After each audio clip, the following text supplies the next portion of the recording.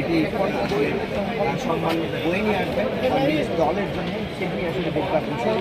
আমরা দেখছি যে এই দ্বিতীয় ফাইনাল ঘিরে আমরা দেখছি যে ঠিক আইনশৃঙ্খলা বাহিনী